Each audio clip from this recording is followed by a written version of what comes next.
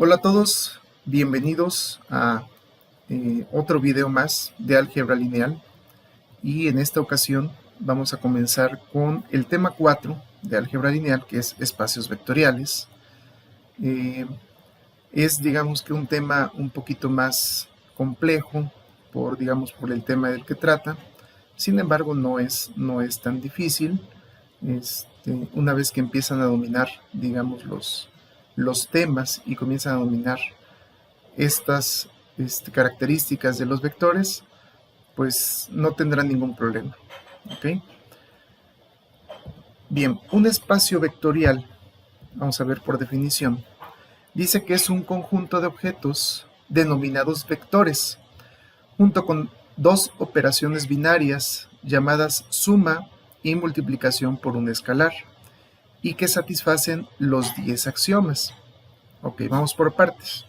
Nos dice que es un conjunto de objetos denominados vectores.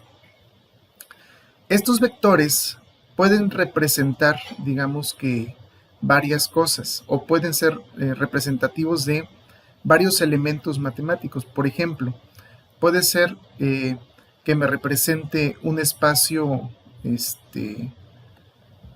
digamos, en el plano XY, por ejemplo, no sé, 2,1.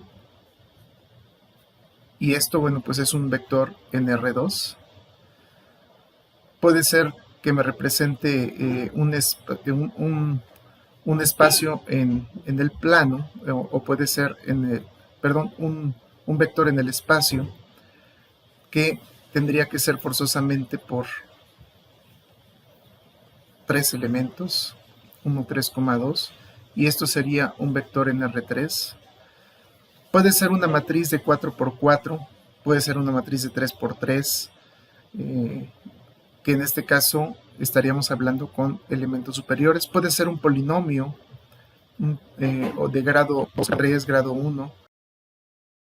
En fin, los vectores se utilizan, digamos, estos objetos son utilizados para poder representar ciertos elementos matemáticos, ¿sí?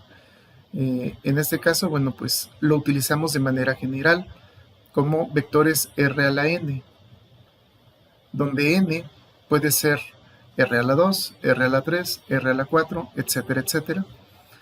Y bueno, más adelante en una materia que se llama cálculo vectorial, que también pueden ustedes localizar los videos, están disponibles en el canal, van a observar, digamos, o van a aplicar un poquito estos principios, ¿sí? Pero eso es un objeto denominado vector, ¿sí? Están en R2, R3, R a la n, y ese 2, 3 representa el número de elementos que contiene el vector, ¿sí? Si tiene 2 elementos es R2, si tiene 3 elementos es un R3, si tuviera 4 elementos, 2, 5, 0, 1, por ejemplo, esto sería un vector en R4, ¿ok? Y así sucesivamente. Cada vez que nosotros aumentamos el número de elementos, bueno, pues es, digamos, el vector al cual pertenece, el espacio vectorial al cual pertenece. En este caso es un espacio vectorial en R2, un espacio vectorial en R3, en R4 y de ahí en adelante, ¿ok? Ahora, este conjunto de objetos dice que tienen dos operaciones binarias llamadas suma y multiplicación por un escalar. En el caso de la suma es suma o resta, es exactamente lo mismo.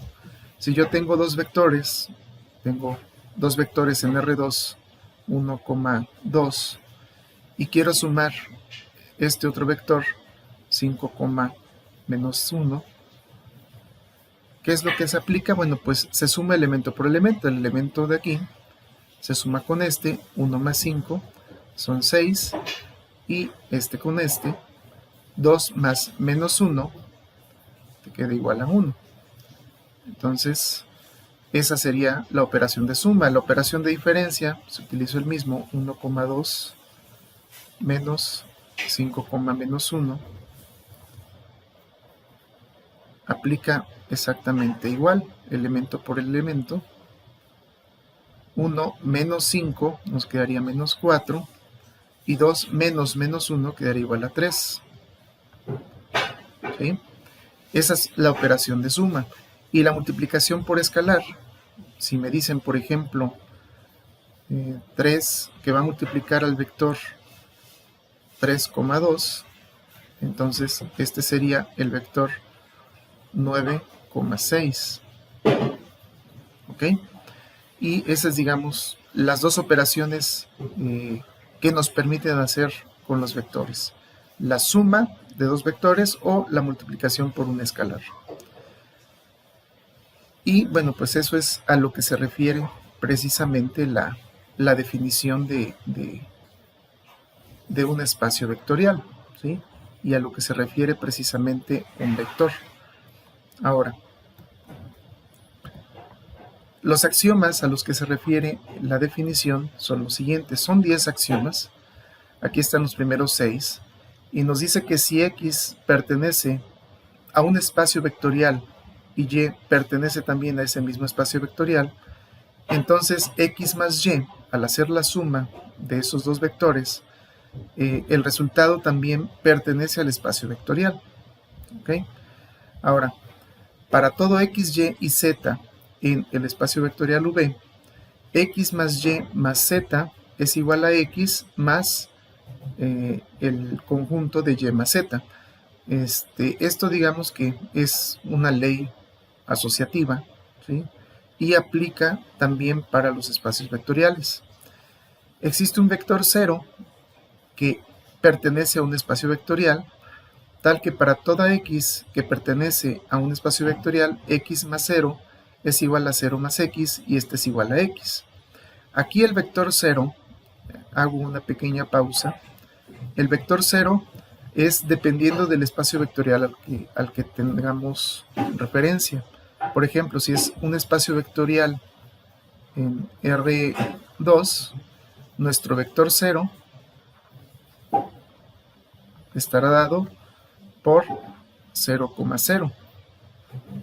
¿Ok? Pero si es un espacio vectorial en R4, el vector 0 para este espacio vectorial pues sería 0,0,0,0. ¿De acuerdo? Estamos hablando de R4, entonces tiene, digamos, los 4 componentes de ese espacio vectorial, pero todos sus componentes son ceros. ¿Sí? Ahora, nuestro axioma número 4 dice que si X pertenece a un espacio vectorial, existe un vector menos X que pertenece también al espacio vectorial, tal que X más el menos X nos da igual al vector 0. No es igual a 0, es decir, no es únicamente un elemento 0. Estamos hablando de un vector tal como estos dos. El teorema número 5 nos dice que si X y Y están en el espacio vectorial V, entonces X más Y es lo mismo que Y más X. Esta es la ley conmutativa, que al hacer la suma de dos espacios vectoriales, automáticamente da lo mismo si sumamos uno después de otro o al revés, ¿sí? El axioma número 6 nos dice que si X pertenece a un espacio vectorial V y alfa es un escalar, entonces alfa por X pertenece también al espacio vectorial V, de acuerdo a las operaciones que les mencionaba yo en la diapositiva anterior, de la suma de dos vectores y el producto por un escalar. Ahora, el axioma número 7 nos dice que si X y Y están en el espacio vectorial V y alfa es un escalar, entonces si nosotros multiplicamos alfa por la suma de los vectores X más Y, es lo mismo que si multiplicamos alfa por el vector X más alfa por el vector Y. Estamos distribuyendo, es una ley distributiva. Nos dice también que en el axioma número 8, si X pertenece a un espacio vectorial V y alfa y beta son escalares, entonces alfa más beta, al hacer la suma de alfa más beta y ser multiplicado por x, que en este caso es nuestro vector. El resultado sería también lo mismo que si hacemos alfa por x más beta por x. También esta es una propiedad distributiva. Si x pertenece a un espacio vectorial, nos dice el axioma número 9, y alfa y beta son escalares, entonces, si nosotros multiplicamos beta por el vector x y después multiplicamos a alfa, es lo mismo que si multiplicamos los escalares alfa por beta, y el resultado, que sería otro escalar, lo multiplicamos después por el vector x. Y el axioma 10 nos dice que para cada vector x que pertenece a un vector v, 1 por x es igual a x. El 1 es el elemento neutro del producto. Entonces, si yo tengo un escalar y ese escalar vale 1, al multiplicarlo por cualquier vector, nos da como resultado ese mismo vector. Esos son los axiomas de un espacio vectorial. Ahora, como teoremas, tenemos también que si nosotros multiplicamos un escalar por un vector 0, nos va a dar igual a el vector 0 para todo escalar, ¿ok? Aquí estamos hablando de un vector 0. Ahora, si yo tengo un escalar que es 0 y lo multiplico por un vector x, nos da también un vector 0 para toda x que pertenece al espacio vectorial. Si alfa por x nos da igual a 0, quiere decir que alfa es igual a 0 o que el vector x es igual a 0, ¿sí? Entonces, eso es lo que tenemos que analizar. Nos dice también que menos 1 por x es igual a menos x para todo x que pertenece al espacio vectorial V. ¿Y por qué este menos 1 por x? Bueno, porque si ustedes recuerdan a lo que se refiere en las operaciones de los vectores, nos habla acerca de la suma y multiplicación por un escalar, pero no nos dice para nada de la resta. Bueno, pues la resta no es más que la multiplicación del escalar menos 1 por precisamente un vector. Y eso nos da, digamos, que la resta. Ahora, los subespacios nos dice que sea H un subconjunto no vacío en un espacio vectorial V y suponga que H es en sí un espacio vectorial bajo las operaciones de suma y multiplicación por un escalar definidas en el espacio vectorial V, entonces se dice que H es un subespacio del espacio vectorial V, ¿sí?